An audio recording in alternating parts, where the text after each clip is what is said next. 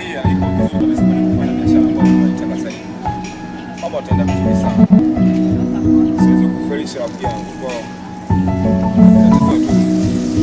tukae mkao wa kula na kufanya mambo yetu ambayo tutaenjoy mambo mengi sana.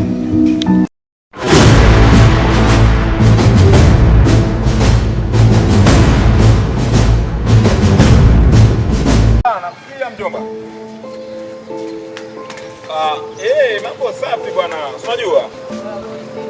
Vipi? Dada nakusikiliza. Vipi? Simeko chakata. Yapo ni chakata tayari. Mbona unachelewa vipi boy?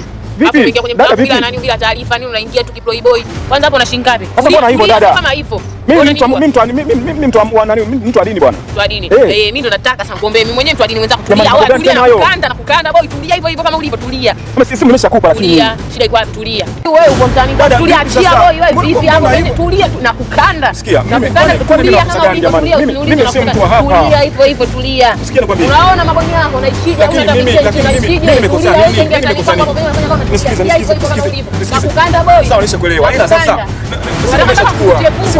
sawa nimeshakuelewa. Tulia na kuvunja meno wewe. Sawa nimeshakuelewa. Kama ulivyo lete kwanza hapa kubakia.